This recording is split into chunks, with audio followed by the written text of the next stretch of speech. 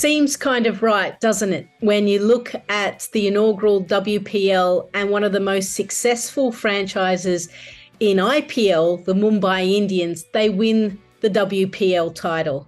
Mumbai had to fight a little bit harder than what they expected, but they were able to overcome Delhi and win by 7 wickets. So let's dive into the match and take a look at what happened. The game was won from Mumbai's perspective, even though they lost the toss and Harmanpreet Kaur, she never seems to win any tosses. But they got a chance to bowl first and they picked up 3 early wickets within the power play. 3 key players were dismantled. And then at the back end, they were able to pick up 6 for 6. It was a real capitulation from Delhi. The only problem for Mumbai was they didn't necessarily finish it. Then on the flip side, when batting, even though it was a modest total when they were chasing, that partnership, and they went slow at the start, but the partnership between Harmanpreet Kaur and Nat Sivabrant just gave them the platform to enable the rest of the dugout, but also eat into the total that they were chasing. In the end, they were able to comfortably get across the line. The standout player of the WPL final has to go to Nat Sivabrant. Now, you look at what she's been able to do in this match, but even the eliminator, 132 runs unbeaten. She is the reason why Mumbai progressed through.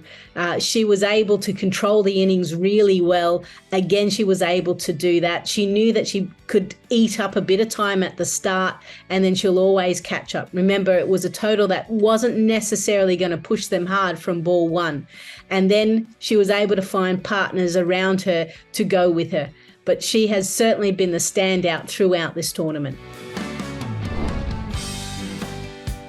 Moment of the match has to go to Izzy Wong again. And it's not a hat-trick, but she was able to pick up 2 wickets early, and especially in the 1 over.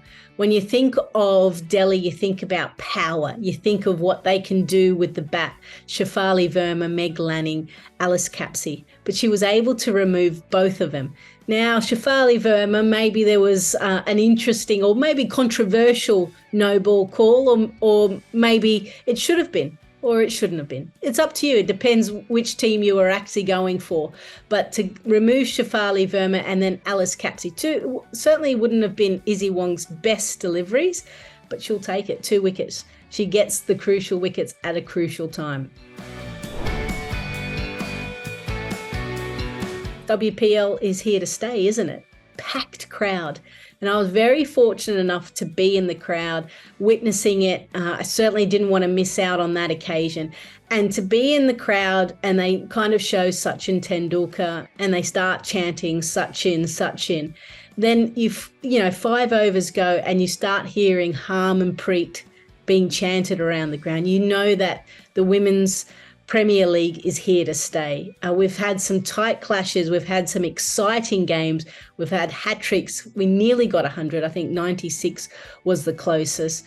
It is only going to get bigger and better, and I cannot wait till next season. The MVP, or the player of the series, it's pretty tight, to be honest. Both players actually from Mumbai Indians, Hayley Matthews and Nat Sivabrant. I think Matthews was explosive at the front end from a batting point of view, and then her bowling took over as the pitches turned. And Nat Sivabrant at the start maybe went missing a little bit in the middle, but boy, did she turn it on at the crucial time. So I'm going to split it because I think 2 quality players, 2 quality overseas players that stood up when Mumbai needed it the most. Best batter, Meg Lanning. There's something about her, and I love the fact that she opened the batting for Delhi.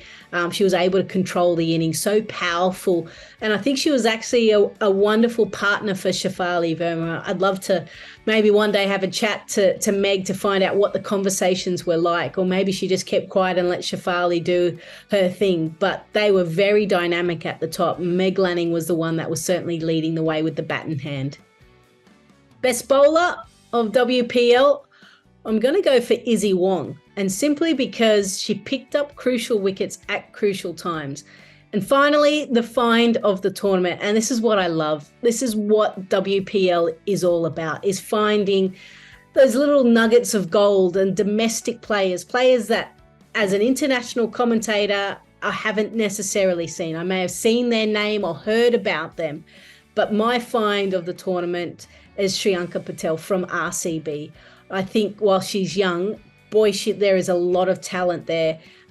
She's willing to take the game on with the bat in hand. From a bowling point of view, I mean, I'm an off spinner, so I like what she does. I'm sure she will learn her craft a little bit better to be effective in T20 cricket.